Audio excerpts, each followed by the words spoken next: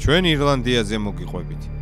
ქვეყანა, რომელიც ძალიან შორსაა, თუმცა როგორც ჩანს, ძალიან გვგავს. მოჰერის შთამბეჭდავ კლდეებთან ჩვენი კონტინენტი მთავრდება. შემდეგ ატლანტიკის ოკეანეა და დასავლეთ ნახევარსფერო იწყება. აქ ქარი ცივია, თუმცა მომნუსხველად უბერავს. სიმწვანეს, შორს გაწოლილ ჰორიზონტს, ხშირად წვიმიან და ნისლიან ამინდებს ის განუმეორებელი ელფერი მოაქვს, რომელსაც მხოლოდ ირლანდიაში იხილა. მხოლოდ ზურმუხტისფერ კუნძულზე იგრძნობ, რომ ლეგენდები და თანამედროვეობა აქ რეალობას სისხლხორცეულად შეერწყა.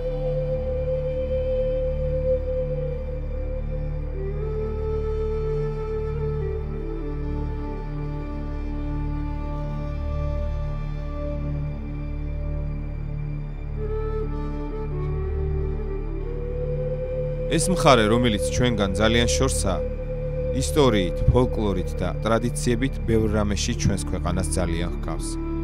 ამიტომაც ძნელი წარმოსადგენი ფაქტი, რომ ასე შორს ქართულმა კვალმა მიაღწია, დღეს უკვე რეალობა.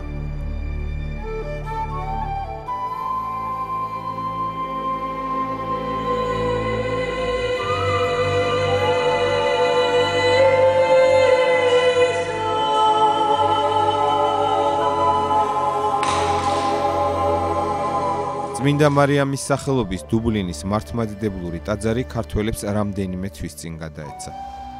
ყოველ კვირას აქ 200-ზე მეტი ჩვენებური იკრიბება.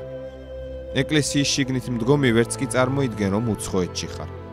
ქართული ხატები, გალობა და საერთოდ ატმოსფერო განუმეორებელ განწყობაზე აყენებს ნებისმიერ მლოცველს. დიდი სამონასტრო კომპლექსი ირლანდიის დედაქალაქის ერთ-ერთ ყველაზე პრესტიჟულ უბანში, დონიბრუკშია განთავსებული. სამრევლო დიდი ბრიტანეთისა და ირლანდიის ქართულ ეპარქიას ექვემდებარება. კომპლექსი ორი ნაგებობისაგან შედგება: მცირე ბაზილიკა და სამსართულიანი სამონასტრო შენობა. ისტორიული ძეგლი, რომელიც მე-16 საუკუნეში აშენდა, ფიცვილი ამის საგვარეულოს სამარხს წარმოადგენდა. 2012 წლის მაისში კი ის ქართველების კუთვნილება გახდა. ამით ჩვენი ეკლესიის ისტორიაში უცხოელთა მიერ მონასტრის საჩუქრად გადმოცემის პირველი ფაქტი დაფიქსირდა. აქ ირლანდიაში მცხოვრები ქართველები ვართ ძალიან ბედნიერები იმით, რომ გვაქვს ქართული ეკლესია, სადაც ყოველკვირა მოვდივართ და ვისმენთ წირვა-ლოცვას ქართულ ენაზე. ამ ეკლესიის ხელმძღვანელი არის მამა დავითი, რომელიც არის წარმოშობით ირლანდიელი, მაგრამ ისევე უყვარს საქართველო, როგორც თავისი საკუთარი სამშობლო. გარდა ეკლესიისა, ამ შენობაში არის განლაგებული საკვირაო სკოლა, ქართული სიმღერების და ქართული ცეკვის გუნდი ბავშვებისთვის. ამიტომ ეს არის არა მხოლოდ ეკლესია, არამედ ერთგვარი ქართული საგანმანათლებლო კულტურული ცენტრი ირლანდიაში. საკურთხეველში ქართველი მრევლისათვის ქართულ ეკლესიაში ირლანდიელი მართლმადიდებელი წირავს. მამა დავით ლონერგანის სასულიერო მოღვაწეობას ადრეული ყმაწვილობიდან შეუდგა. ჯერ კათოლიკე ბერი იყო. 2007 წელს კი მართლმადიდებლად მოიქცა. მას შემდეგ იგი ქართველებს მჭიდროდ დაუკავშირდა. ყოველთვის ცდილობს ჩვენებურთა ტკივილი და სიხარული გაიზიაროს. დუბლინში ქართული მართლმადიდებლური ეკლესიის სასულიერო პირი მამაო გახლავთ ირლანდიელი მამა დავით ლონეგრანი, რომელიც არის აბსოლუტურად გამორჩეული პიროვნება თავისი საქმიანობით, თავისი უზომო სიყვარულით საქართველოსადმი და თავდადებით ქართული დიასპორისა. მე მინდა თქვა, რომ ის ასევე გარდა ეკლესიისა მუშაობს განათლების სამინისტროში, ის ასევე არის დამოუკიდებელი ეგრეთ წოდებული peace commissioner, რომელსაც აქვს გარკვეული იურიდიული უფლებამოსილება და ქართულ დიასპორას ის მხარში უდგას იმ საქმეებში, რომელიც შეეხება განათლებას, რომელიც შეეხება სხვადასხვა იურიდიული და ლეგალური და ნოტარიული საკითხების მომგვარებას, რაც უმნიშვნელოვანესია ირლანდიაში მცხოვრები ქართველებისთვის. წმინდა მარიამის სახელობის დუბლინის მართლმადიდებლურ ტაძარში ამჟამად 2 ღვთისმსახური აღავლენს წირვა-ლოცვას. მამა დავითთან ერთად აქ მამა ჯონ ჰიკიც მსახურობს. ქართული მონასტრის უძველეს ბიბლიოთეკაში ჩვენ სასულიერო მოღვაწეებთან შეხვედრისა და საუბრის ბედნიერი შემთხვევა მოგვეცა. ტაძრის ირლანდიელი წინამძღვარი მეორე სამშობლოდ ქცეულ საქართველოზე და თავის მისიაზე დიდი სიყვარულით გვიყვება.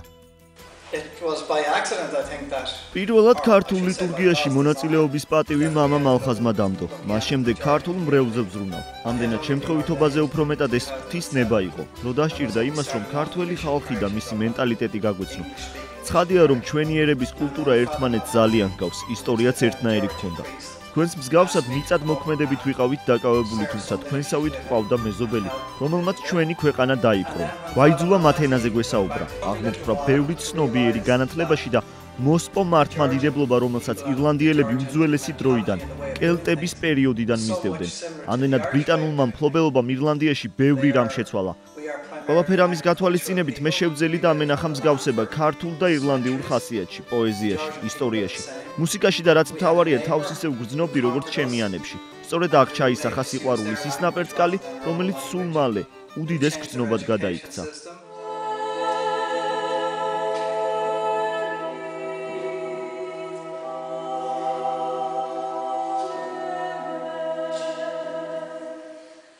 ასეთი ლამაზი ქართული გალობა ევროპაში ალბათ მხოლოდ დუბლინის ტაძარში ისმის. დღეს ეკლესიაში 10-მდე მგალობელია. ემიგრანტმა ქართველებმა ღვთისადიდებელი ჰიმნები ზიზი ნანობაშვილ ლოფთუსის ხელმძღვანელობით შეისწავლეს. ჩემი აქ მოსვლა ნიშნავს ჩემს პატარა საქართველოში მოსვლას. აი როგორც გათხოვილი ქალი ყოველ შაბათ-კვირას რომ დედიანთან გარბის ხოლმე დედის სახლში წასვლა უხარია, ესე მიხარია აქ მოსვლა. თუ შემთხვევით მოხდარა ისე რომ არ მომსწულ ვარ, მთელი კვირა სინანული გამყვება, რომ აი რა გავაკეთე მის ფასი, რომ არ წავედი და არ ვიგალობ ეკლესიაში. წმინდა მარიამის სახელობის ტაძარს უმდიდრესი ბიბლიოთეკა. მაღალ დონეზე მოწყობილი აუდიტორიები. ძვირფასი ტილოებით დამშვენებული გალერეები გააჩნია. აქ საკვირაო სკოლაც მოქმედებს, სადაც 30-მდე ემიგრანტის პატარა ქართველი სწავლობს. ძირითადად არის ბავშვებს ვასწავლით ქართულ ენას და ლიტერატურას და მიზანი რაც არის რომ ბავშვებმა არ დაიწყონ თავისი მშობლიური ენა და რაც შეიძლება მეტი მოვუყვეთ, რაც შეიძლება მეტი აუხსნათ, მეტი გავაგებინოთ თავისი ქვეყნის შესახებ და ყველაზე კარგი რაც არის ბავშვები ძალიან მონდომებულები არიან და ჩვენთვის რა თქმა უნდა დიდი სტიმულია ეს.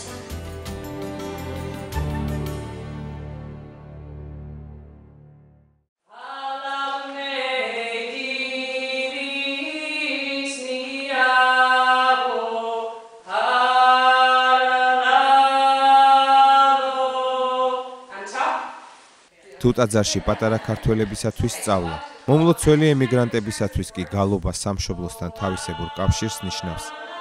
ირლანდიელებისათვის ქართული სიმღერა ახალი, მანამდე შეუცნობელი სამყაროს ზიარების საშუალება. სწორედ ამიტომაც ქვეყანაში ქართული მუსიკის შემსწავლელი ორი პროფესიული ჯგუფი მუშაობს.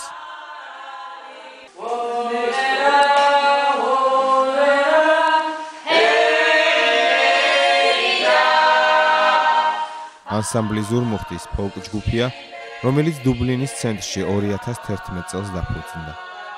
მუსიკათმცოდნე ლუის ბრენან მორონის ხელმძღვანელობით 13 კაციანი ჯგუფის წევრები ყოველ საღამოს ლანტერნ ცენტრში იკრიბებიან და ქართულ პოლიფონიურ სიმღერებს ასრულებენ. ამასთანავე ისინი ჩვენებური ფოლკლორის წარმომავლობასაც სწავლობენ. ჩემთვის და ჯგუფისათვის ეს არის ყველაზე ლამაზი მუსიკა, თუ შეიძლება ითქვას, ეს არის სიმღერის გენეტიკა. ქართული სიმღერა ჩვენ ძველ ფესვებს, ძველ ირლანდიურ პოლიფონიას გვახსენებს. ცნობილია, რომ ირლანდიური სიმღერები ქართულის მსგავსად მრავალხმიანი იყო. ამიტომ თქვენი მშვენიერი ქვეყნის ბრწყინვალე მუსიკა გვახსენებს იმას, რაც ჩვენს გულებთან ძალიან ახლოსაა. საქართველოდან წამოსული ემიგრანტები, ვინც აქ ცხოვრობს, ყველაზე მნიშვნელოვანია ქართული სიმღერა მათთვის. ქართული სიმღერა ნიშნავს სიცოცხლეს, აი აქ რო ცხოვრობ და საქართველო რომ აქ იყოს, ასეთი წარმოდგენა გვაქვს და უდიდეს საქმეს აკეთებენ. ძალიან დიდ საქმეს. ყოველი ორშაბათი არის დიდი სიხარულის და დიდი ახტაცების მომტანი. და მეცადინეობა არის ისეთი ლამაზი და ისეთი სავსე, რომ ამას თუ არ განიცადე, ვერავინ ვერ გაიგებს.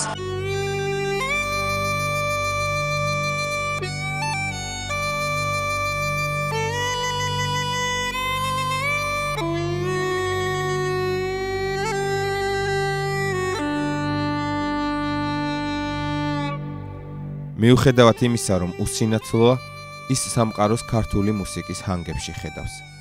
სიდნი ნიკოლეტა ფრიდმანი ირლანდიაში ერთ-ერთი ყველაზე ცნობილი ლიმერიკის მუსიკალური აკადემიის დოქტორანტი და პედაგოგია. მთელი ცხოვრება აღმოსავლეთ საქრისტიანოს საგალობლების შესწავლას მიუძღვნა. თუმცა მათ შორის გამორჩეულად ქართული უყვარს. ყველაფერი მანამდე დაიწყო, სანამ საქართველოში წავიდოდი. პირველად ქართული გალობა 2 წლის წინ ეკლესიის წიაღში მოვისმინე. მაშინ ჩემს სადოქტორო თემაზე მუშაობდი და მივხვდი, ეს იყო ის თემა, რომელიც მე უნდა მეკვლიო. ქართული სიმღერა უნიკალური ტრადიციაა. ამ სიტყვების ჭეშმარიტებაში ძველი ქართული საგალობლის მოსმენისთანავე ნებისმიერი რწმუნდება. მე როგორც მომღერალს შემიძლია ვთქვა, რომ ქართული მუსიკა ისაა, რაც მე უნდა მემღერა. მის გარეშე ჩემი ცხოვრება წარმოუდგენელი იქნებოდა. ნიკოლეტა ფრიდმანთან საუბრის შემდეგ გადავწყვიტეთ იგი სახლში გაგვეცილებინა. ირლანდიელი მანდილოსანი საქართველოში მოგზაურობის შთაბეჭდილებებს გვიყვებოდა და ბოლოს განცდილი ემოციის გადმოსაცემად სიმღერა დაიწყო. სიმღერა, რომელიც მისი აზრით ქართველების სიამაყეს, სევდას და სიყვარულისადმი თავდადებას ერთად გადმოსცემს. Dida hoy nana dida hoy nana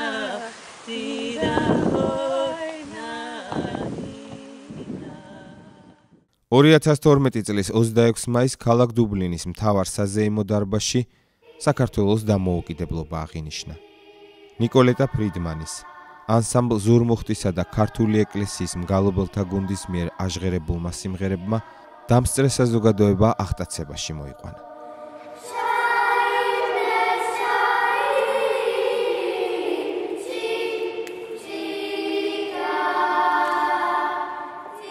საქართველოს საქმეთა დროებითი რწმუნებულის ორგანიზებით ჩატარებული ეს შეხვედრა ევროპაში ერთ-ერთი ყველაზე მასშტაბური იყო.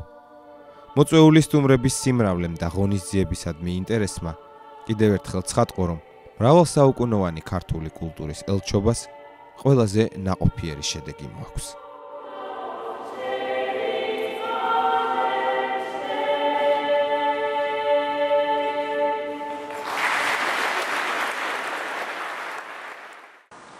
ჩვენ ირლანდიაში ვართ, ქალაქ დუბლინში, სადაც ერთი წერილის კვალს გამოვყევით. კერძოდ 1958 წლის 26 ივნისს ირლანდიის მოქალაქე კაროლ ფოქსი საქართველოში პროფესორ ოთარ გიგინეიშვილს სწერდა, რომ მისი ბაბუა ილია საფაროვა აბაშიძე ცნობილი ქართველი საზოგადო მოღვაწისა და მსახიობის მაკო საფაროვა აბაშიძის ძმა იყო. ჩვენ ვეცდებით წერილის ადრესაც და აქედან გამომდინარე ირლანდიაში ქართულ კვალს მივაკვლიოთ.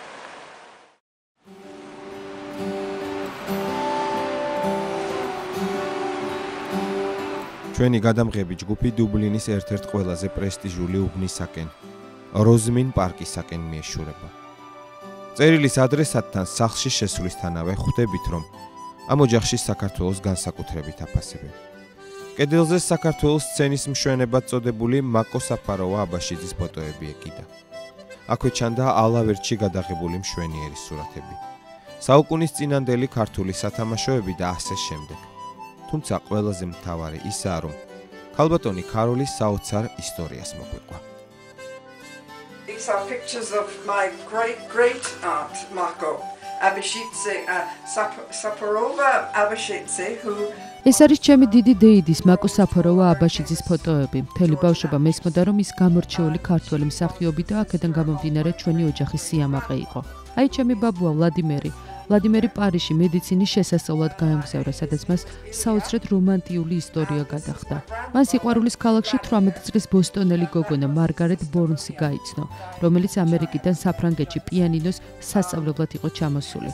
ახალგაზრდებს ერთმანეთი შეუყვარდათ და 1909 წელს იქორწინეს კიდეც. ამბობენ ულამაზესი წყვილი იყო, ამაყის შესახედაობის ქართველი ვაჟკაცი და ნატეფი მარგარეტი. ახლად შეუხლებულები იმავე წელს საქართველოში დაბრუნდნენ, სადაც 1911 წელს დეიდაჩემი ლორა, 1913-ში კი მამაჩემი მაიკლი შეეძინათ. სხვათა შორის ჩვენ საოჯახო არქივში უნიკალური ფოტო ინახება. აქ ალავერტში მამაჩემის დაბადებასთან დაკავშირებული დიდი ზეიმია აღბეჭდილი. ჩვენები სამშობლოში 1919 წლამდე დარჩნენ. დიდი ოქტომბრის რევოლუციამ ოჯახის მშვიდ ცხოვრებას საფრთხე შეუქმნა. მიუხედავად იმისა, რომ ბაბუა ვლადიმერი რევოლუციის აქტიური მხარდამჭერი და გულშემატკივარი იყო, თავადური წარმოშობის აფაშიძეებისათვის საქართველოში ყოფნა მაინც საშიში ჩანდა.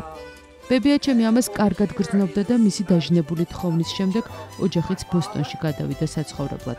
ძალიან ამაღელვებელი ყოფილა ეს მომენტი. პორტში თვალცრემლიანი თავადი ილია საფაროვ-აბაშიძე იდგა, რომელიც ხელის ქნევით შთამომავლებსა და უკანასკნელ იმედებს ემშვიდობებოდა.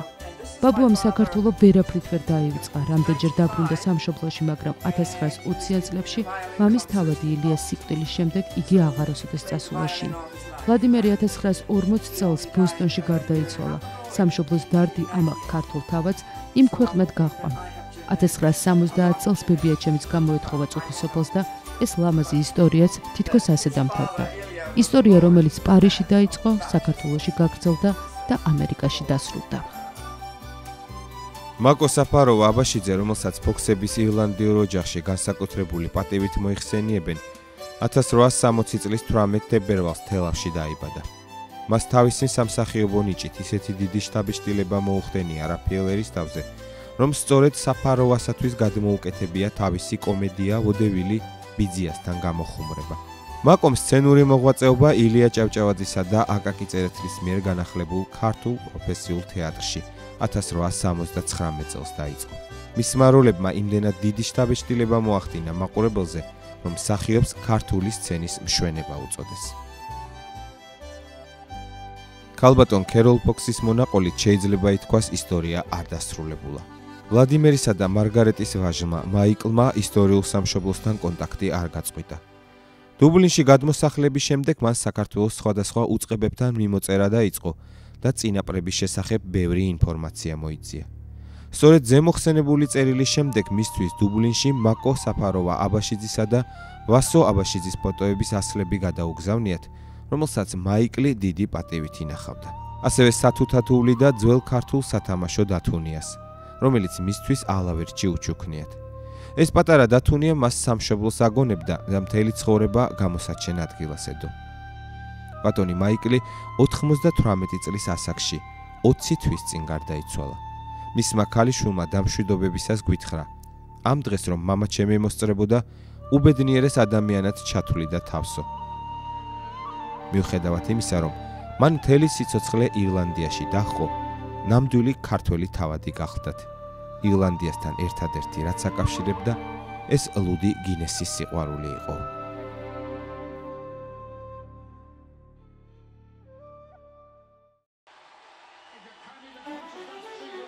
შორეული საქართველოს შესახებ შეიძლება ითქვას წელს ირლანდიაში ყველა მიცოდა.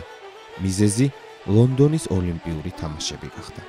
სულ ახალხანს დასრულდა ლონდონის ოლიმპიადა, სადაც ირლანდიის ისტორიის მანძილზე, ოლიმპიური ისტორიის მანძილზე ირლანდიელებმა სულ მე-6-ად მიიღეს ოქროს მედალი, აქედან პირველად მიიღო ქალბატონმა და ერთ-ერთი ოქროს მედალი იყო ამ ოლიმპიადაზე კრივში.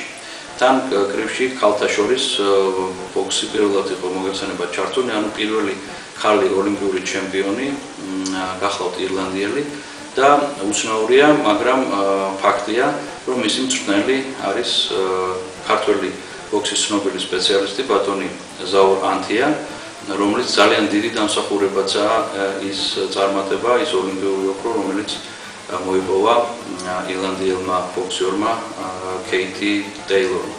უნდა აღინიშნოს ის საყოველთაო დაფასება და ძალიან დიდი გამოხმაურება მათ შორის ირლანდიურ მედიაში, რომელიც ბატონ ზაურ ანთიას საქმიანობას და კვალიფიკაციას აქვს იმ საკითხთან დაკავშირებით, რომელსაც ქვია ირლანდიის ისტორიაში პირველი ქალბატონის მიერ მოპოვებული ოლიმპიური ოქროს მედალი. კეითი ტეილორსა და მის ქართველ მწვრთნელს ჩემპიონის მშობლიურ ქალაქში ბრეიში საზეიმო შეხვედრა მოუწყვეს. აღფრთოვანებული ხალხი ემოციებს ვერ მალავდა. რამდენიმე დღის შემდეგ საშუალება მოგვეცა ყველაზე ცნობილი ირლანდიელი სპორტსმენის სავარჯიშო დარბაზი და მისი ქართველი მწვრთნელი ჩაგვეწერა. ჩემთვის ყოველთვის ახალს მუშაობა წლების მანძილზე ერთი რამ ახარებს, რომ ყველა მისი ძმები ქართველია და აი ქართველის მუშაობა ხელშეწყობით და მხარში ამოდგომით ახსოვს ირლანდიის კრივით წარმატებებს.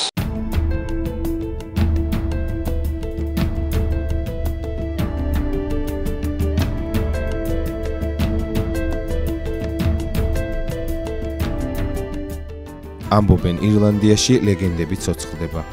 სიცოცხლე კი ლეგენდებად იქცევა.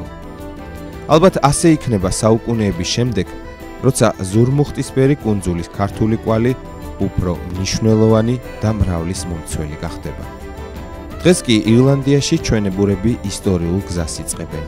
იმ გზას, რომელიც ევროპის კიდევ ერთი მომხიბვლელი ქვეყნის ხელოვნებაში, სპორტსა თუ დიპლომატიაში თავის წარუშლელ კვალს დატოვებს.